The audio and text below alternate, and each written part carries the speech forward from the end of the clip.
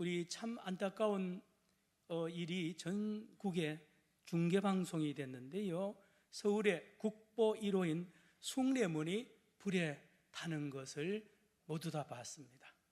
그래서 처음에는 저도 보고 야, 저 금방 끄겠구나. 서울에 소방차가 수천 대 있을 텐데 소방수들이 그렇게 많을 테니까 금방 연기만 계속 나더라고요. 금방 끌 줄 알고 기다렸는데 웬걸요? 이게 1시간, 2시간 돼도 계속 못 끄는 거예요. 그래서 중계하는 아나운서들이 이 불을 잡기가 힘들다는 이야기를 계속 듣다가 마침내는 이 국보 1호가 무너지는 그러한 데 지경까지 이르는 것을 보았습니다. 5년 3개월 동안의 복원공사를 끝나고 2013년도에 숭례문은 다시 복원이 되었습니다. 물론 전에하고 비교가 할 수 없을 정도로 이 고고학자들에 의하면 한번 손실되거나 이렇게 파손된 유물은 100% 복원이 될 수가 없다는 겁니다. 그러나 전 국민들의 소원을 따라서 나라에 국고를 들여서 숭례문이 복원이 되었습니다. 여러분, 지난 15일 날 저녁에 프랑스 파리 시내 한가운데 있는 노트르담 대성당이 화염에 휩싸였는 것을 또한 전 세계에 중계가 된 것을 보았습니다. 여러분, 파리 시내의 시테섬이라는 곳 섬에 있는 이 노트르담 대성당입니다. 1163년에 건축을 시작해서 1330년에 완공을 했습니다. 170년 동안 지은 프랑스의 자존심이고 파리 시민들의 자랑거리인 이 노트르담 대성당. 우리 교회도 어느 장로님 한 분이 거기에 며칠 전에 거기에 다녀갔다고 이야기를 한 걸 제가 들었습니다. 여러분, 그 노트르담 대성당 안에는 예수님의 가시 멸관으로 추정되는 그 유물이 보관이 되어 있고, 남쪽에 그 성당의 그 모자이크 창을 장미창이라고 하는데요, 그 아름답기가 말할 수 없다는, 다시 재현할 수 없는 그 예술 작품이 있습니다. 보물들이 있습니다. 그것들은 다 잘 보관이 되고 구출이 됐다 그러죠. 여러분, 그 예배당에 있는 성당에 있는 파이프 오르간이 파이프가 8,000개나 된다 그러죠. 여러분, 이 전 세계의 프랑스 사람들과 많은 이 사람들이 이 복원 공사를 하라고 돈을 많이 내어놓고 있습니다. 며칠 전에 보니까 벌써 1조 원 이상 모였다고 그럽니다. 건축, 재건축하고도 복원 공사하고도 남는 돈들이 모였는데 모두 염려하기를 이걸 완전히 복구하는 데에 40년 정도 걸린다고 하죠. 그런가 하면 예루살렘으로 가보면 예루살렘에 이스라엘 사람들이 가장 자랑스럽게 생각하는 건물이 있었으니 솔로몬 성전입니다. 따라합시다. 솔로몬 성전. 그 아버지 다윗이 성전을 짓기 위하여 모든 걸 준비를 다 했지만 하나님께서 다윗에게 허락하지 아니하고 그의 아들 솔로몬에게 허락한 솔로몬 성전, 7년간의 긴 공사에 수많은 기술자, 외국 기술자들 불러가지고요, 건축 자재도 세계 최고의 레바논의 백향목을 비롯한 많은 보석들을 동원해서 솔로몬 성전을 대단한 크기와 아름답게 완공을 하고 헌당을 했지 않습니까? 솔로몬이 여기서 기도했습니다. 헌당 기도를 했죠. 그러나 이 솔로몬 성전도 BC 587년에 바벨론 느부갓네살 왕에 의하여 그대로 멸망을 당합니다. 모든 건물이 다 무너지고 그 안에 있는 법궤를 비롯한 성구들을 이 느부갓네살 왕이 다 훔쳐서 자기 바벨론으로 가져가 버립니다. 이스라엘 사람들은 이 성전을 복구해야 됩니다. 여러분, 우리가 생각하는 성전과 이스라엘 사람들이 생각하는 성전은 다릅니다. 다시 말하면 이스라엘 사람들에게 성전은 심장과 같습니다. 지금도 그렇게 생각합니다. 심장이 없는 사람이 죽은 것과 마찬가지로 성전이 없는 이스라엘은 생각할 수 없는 것입니다. 그래서 예루살렘의 성전을 향하여 늘 회당도 그렇게 짓고요. 지금도 CCTV 24시간 중계 카메라가 여기에 예루살렘 통곡의 벽을 향하여 전 세계 유대인들이 보도록 만들어놨습니다. 우리도 쉽게 접근을 할 수가 있는 것입니다. 이 성전이 무너지고 다시 성전을 세우는데 70년이 걸렸습니다. BC 515년에 제2성전 수룹바벨 성전을 재건을 하고 하나님 앞에 봉헌 예배를 드렸죠. 그러나 이 제2성전은 초라했습니다. 어디에 내놓을 만한 그러한 아름다움을 가지지 못했습니다. 이것을 잘 아는 정치 지도자 헤롯 대왕이 자기의 정통성의 약점을 보완하기 위하여 유대인들이 생명처럼 여기는 이 성전을 대대적으로 리모델링을 합니다. 어떻게요?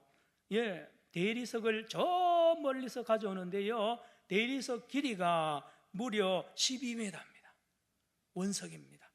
두께가 90cm에서 120cm가 되고요, 무게가 100톤이나 되는 이런 돌들을 수만 개를 가지고 와가지고 전 기초부터 전체 리모델링 공사를 한참 하고 있었습니다. BC 20년에 시작해서 AD 64년에 완공을 했습니다. 84년간의 어마어마한 대공사를 했단 말입니다.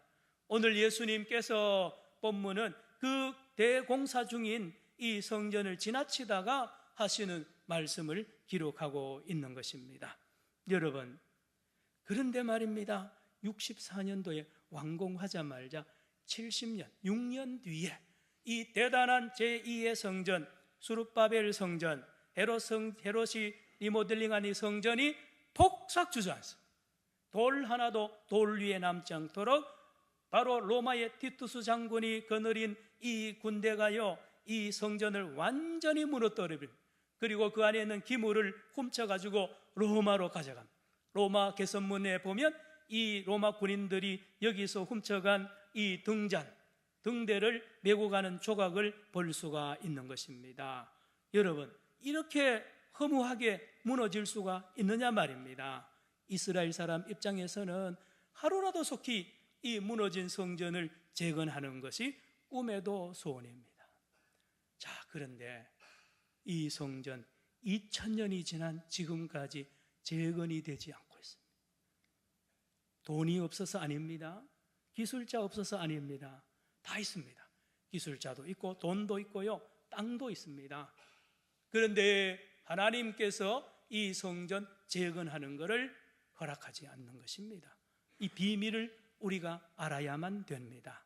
여러분, 성경은, 예수님은 오늘 놀라운 비밀을 우리에게 알려주는데, 이 제2성전을 무너뜨린 분은 티투스 장군이 아니라 하나님이 무너뜨렸다라고 기록하고 있습니다. 예수님이 무너뜨렸다고 기록하고 있습니다. 여러분, 우리가 잘 아는 성경 몇 곳을 화면을 보시기 바랍니다.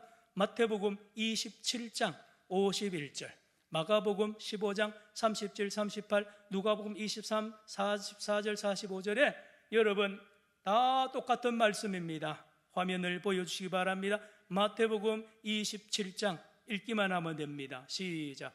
이에 성소 휘장이 위로부터 아래까지 찢어져 둘이 되고 땅이 진동하며 바위가 터지고, 마태복음 27장 51절이었고요 마가복음 15장 37, 38을 또 읽겠습니다. 시작. 예수께서 큰 소리를 지르시고 숨지시니라. 38절. 이에 성소 휘장이 위로부터 아래까지 찢어져 둘이 되니라. 누가복음 23장 보시겠습니다. 44절로 45절 또 읽습니다. 시작. 때가 제6시쯤 되어 해가 빛을 잃고 온 땅에 어둠이 임하여 제9시까지 계속하며, 45절, 성소의 휘장이 한가운데가 찢어지더라. 여러분, 예수님이 십자가에 못 박혀 죽는 순간에 저 한동안 떨어져 있는 성전 안에 휘장이, 지성소와 성소를 가르는 그 휘장이 위에서부터 아래까지 쫙 찢어서 완전히 분리되는 기적이 일어났습니다. 거기 누가 칼로 그린 것도 아니고요, 누가 찢은 것도 아닙니다. 위로부터 아래까지 쫙 찢어지면서 이게 벗겨지는 것입니다. 여러분, 이 닭이나 돼지나 짐승을 잡을 때 말입니다, 몸 전체를 죽일 필요가 없습니다. 그 약한 심장을 터뜨리면 다 죽게 되어 있어요. 심장. 여러분, 으리으리한 그 성전의 심장이 바로 지성소입니다. 지성소. 성소와 지성소를 가르는 그 휘장, 그것만 찢어버리면 이 성전은 죽어버리는 것입니다. 하나님께서 이 성전을 죽여버리는 것입니다. 예수님이 십자가에 못 박히는 순간 이 성전의 기능이 끝나버리는 것입니다. 이것을 우리가 알아야 됩니다. 왜 마태, 마가, 누가복음에 성소의 휘장이 위로부터 찢어지더라 복음서마다 이렇게 말씀하는지 그 비밀을 알아야 됩니다. 여러분, 휘장 못 찢습니다. 말씀드렸죠?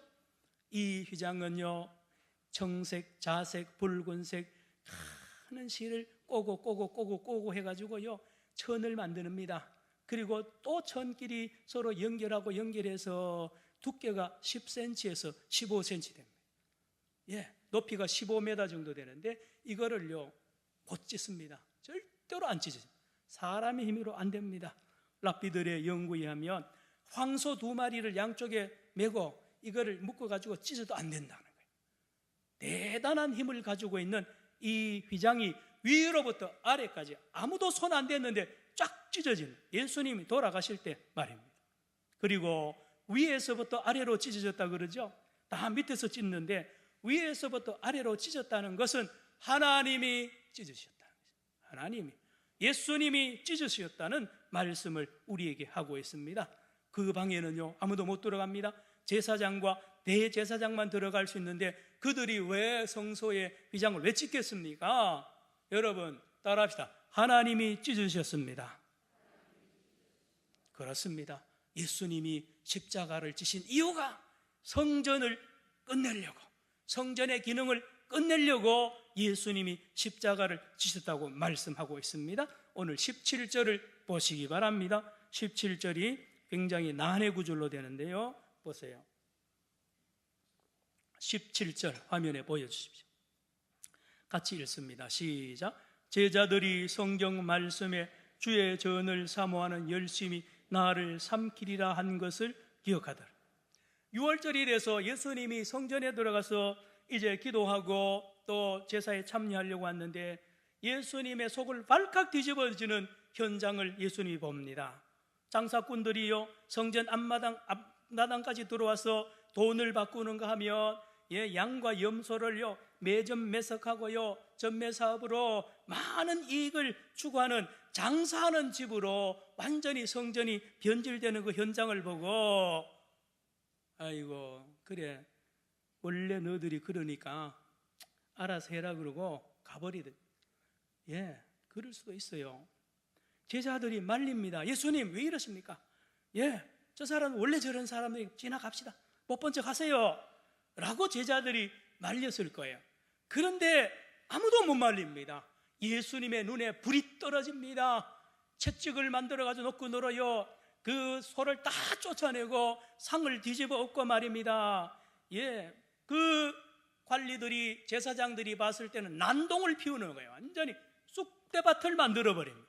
그리고 화를 못 참으시는 예수님이 얼마나 진노하시고요 버럭버럭 진노하시는 그 모습을 제자들이 이렇게 해석한 거예요. 17절 화면에 있습니다. 시작. 제자들이 성경 말씀에 주의 전을 사모하는 열심히 나를 삼키리라 한 것을, 이게 시편 69편에 있는 9절의 말씀을 인용한 건데요, 이겁니다.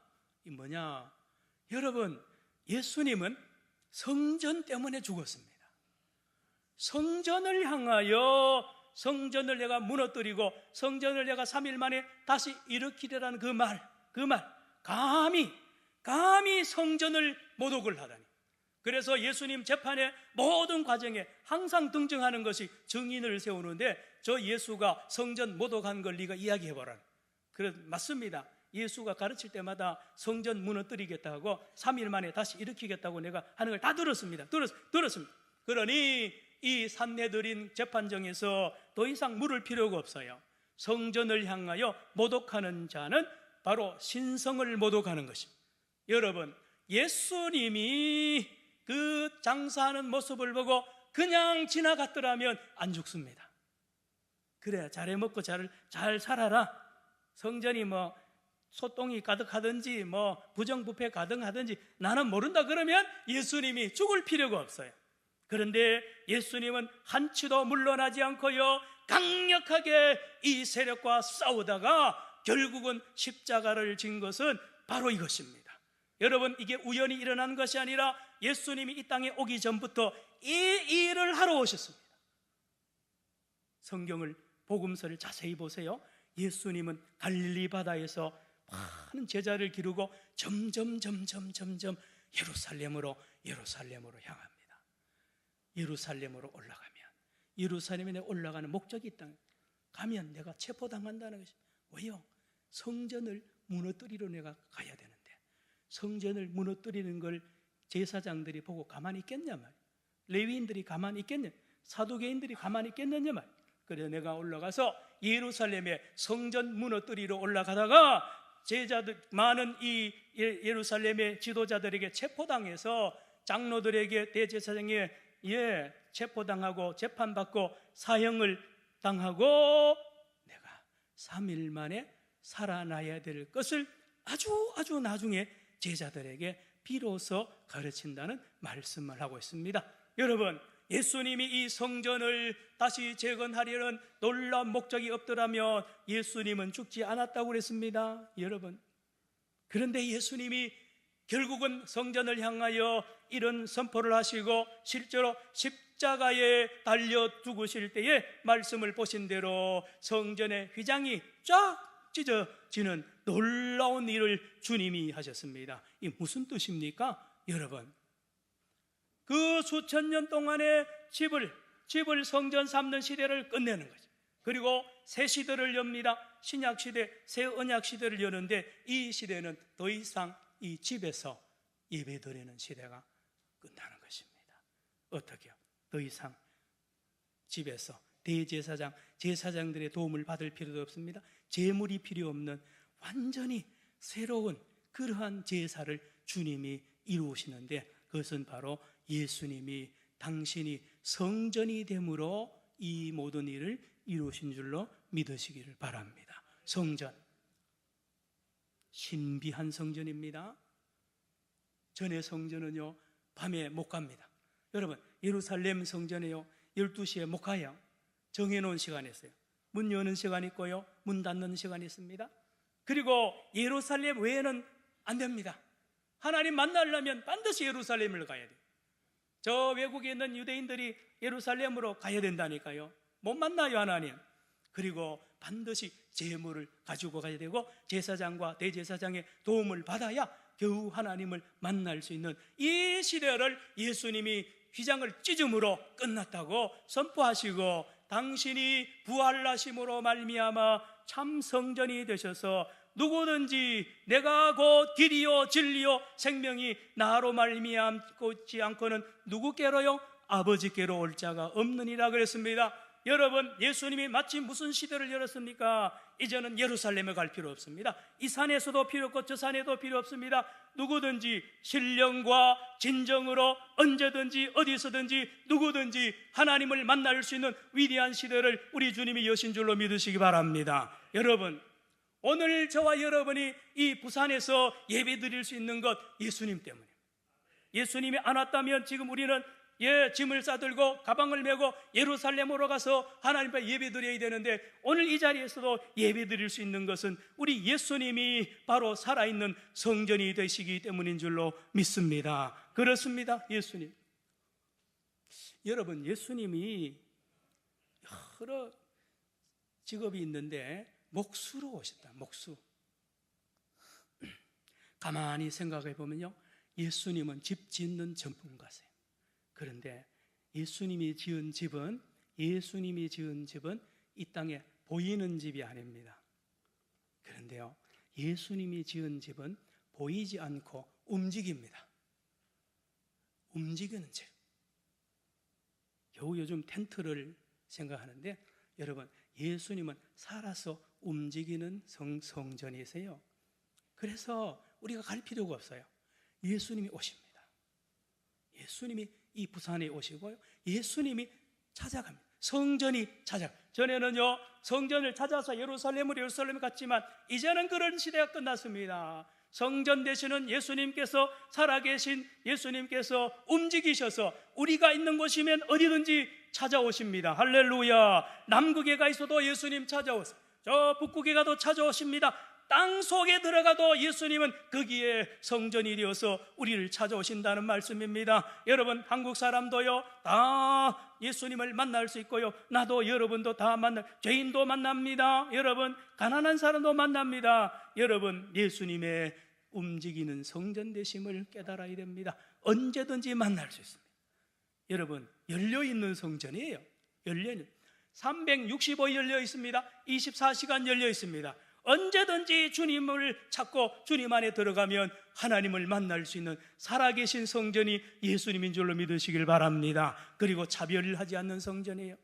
남자라고 여자라고요, 병자라고 차별하지 않는, 유대인만 들어간다 아닙니다. 누구든지 들어갈 수 있어요. 누구 도움도 필요 없습니다. 제사장 도움 필요 없고요, 재물 도움도 필요 없습니다. 누구든지 돈 없이 값 없이 언제든지 주님을 만나는 놀라운 일을 우리 주님이 하신 줄로 믿습니다. 여러분, 북한의 교회가 예배당이 2개가 있다 그러죠? 그런데 이런 관점에서 보면 북한의 예배당이, 북한의 성전이 10만 개, 20만 개 있습니다. 예수 믿는 사람 한 사람 한 사람이 성전이에요. 우리 주님이 기가 막힌 목수입니다. 눈에 보이지 않는 하나님의 성전을 예수 믿는 사람 심령의 몸 안에 건축하시고요, 역사하는 우리 예수님을 꼭 믿으시기를 바랍니다. 시간과 공간을 초월해서 우리를 만나시는 예수님, 어떻게 해요? 십자가를 지심으로 옛날 성전을 멈추게 하시고 당신이 부활하심으로 새 성전, 살아있는 성전, 움직이는 성전 되셔서 저와 여러분이 언제든지 하나님을 만날 수 있도록 역사하는 주님이시라니까요. 사랑하는 성도 여러분, 우리 안에 따라합시다. 내 안에 성전 있습니다. 여러분, 보통 사람 아닙니다. 우리가요, 내 안에 하나님의 성전이 살아서 움직이는 위대한 사람이 저와 여러분입니다. 여러분, 우리 함부로 행동하면 안 돼요. 함부로 말하면 안 됩니다. 내 안에 성전이 있어요. 사랑하는 성도 여러분, 우리 주기철 목사님이 오늘 75년 전에 순교당했잖아요. 왜요? 그 안에 성전이 있거든요. 그래서 그는 머리를 숙일 수가 없던 거예요. 우상숭배요? 안 됩니다. 안 됩니다. 여러분, 오늘 한국교회가 어디에 머리를 숙이려고 합니까? 어디에 눈치를 보고 있습니까? 여러분, 오늘 부활절 저와 여러분의 심령에 살아 역사하시고 성전 되시고 하나님을 깊이 만나게 하시는 예수님과 함께 동행하는 귀한 부활절 되기를 축원합니다. 기도합시다. 사랑의 주님, 내 안에 부활의 주님 살아계십니다. 주님 안에서 날마다 하나님을 영광 중에 만나게 하시고 우리의 생사화복을 주관하시는 우리 주님과 동행하는 거룩한 동역자의 삶을 끝까지 잘 달려가는 우리 산정연의 성도들 다 되게 하여 주시옵소서. 예수님의 이름으로 기도드리옵나이다. 아멘.